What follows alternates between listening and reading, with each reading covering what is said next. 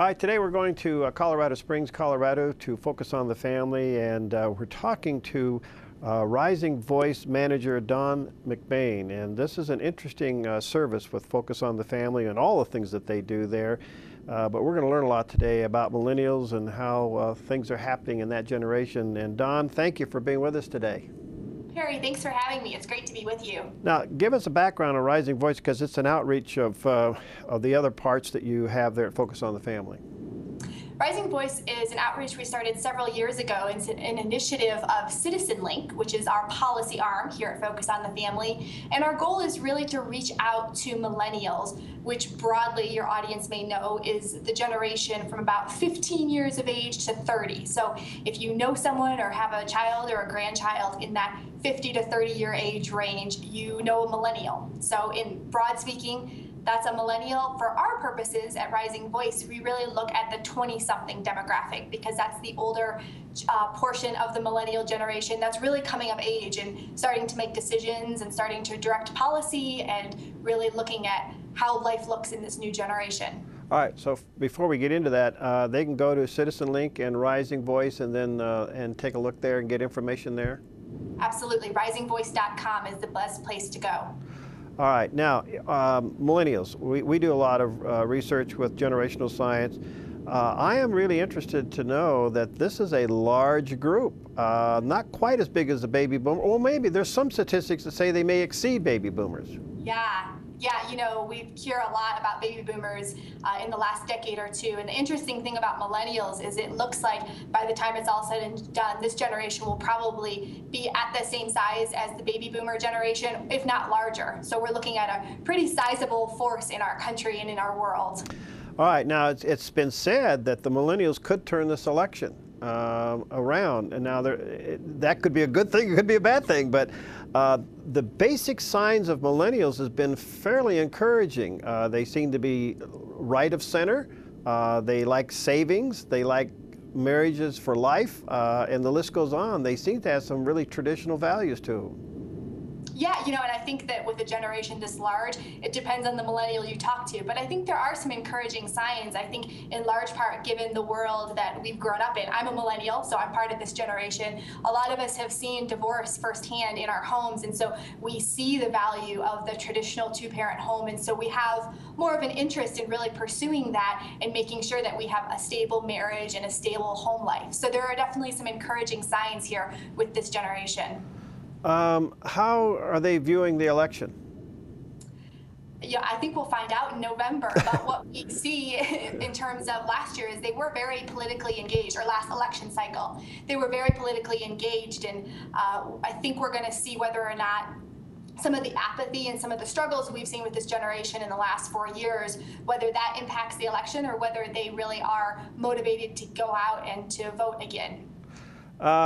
When looking back on the last election, they were very engaged. They voted for Obama in big numbers, but now some research shows that they want to change their mind, but they don't want to be admitted that they were wrong the first time. So what do we do with this?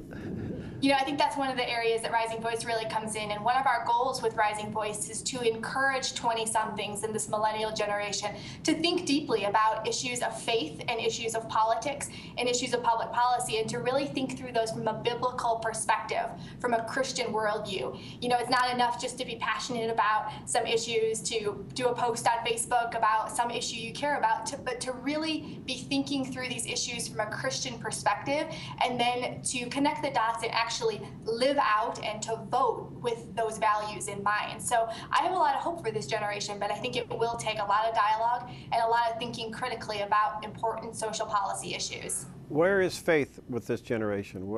How big is faith in their value system?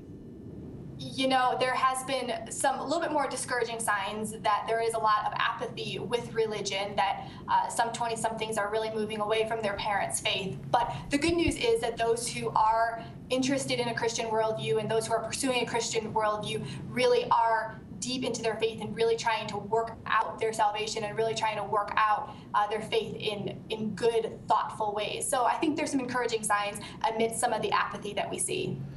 It's also been said that when they are converted, when a millennial comes to Christ, they don't need to hear the same sermon 15 times. They'll hear it once, and they really want to drop everything and go serve. Does your research bear that out?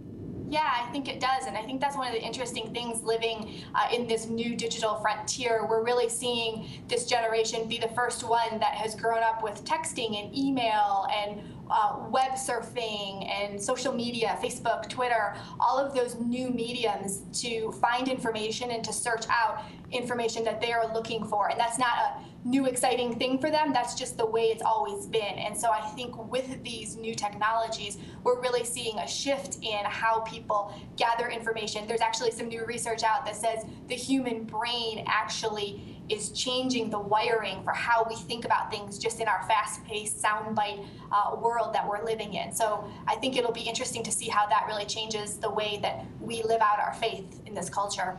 Do millennials look to the future with any kind of hope or security?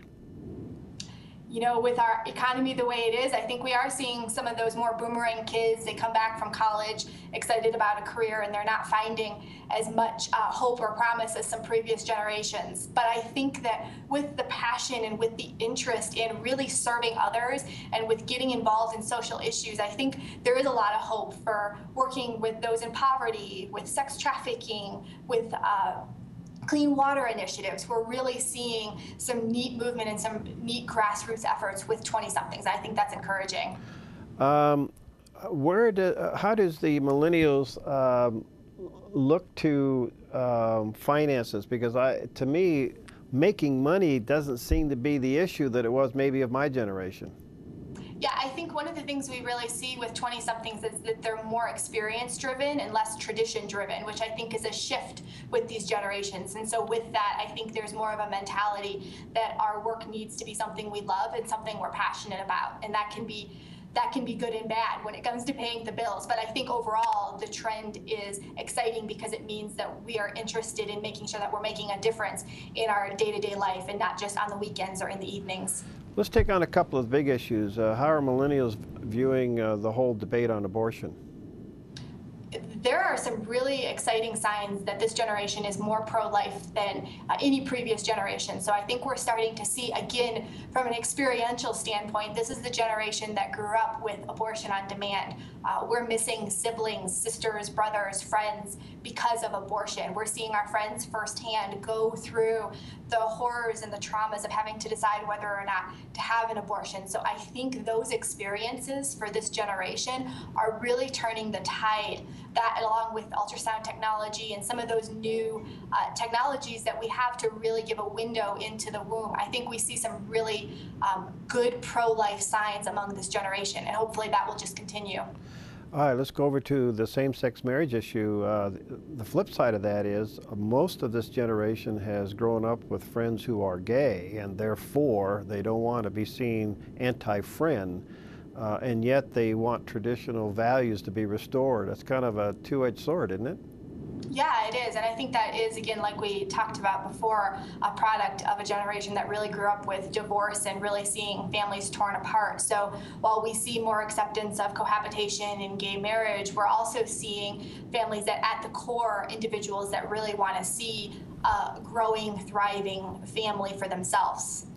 Okay, at risingvoice.com, what kind of questions are you getting?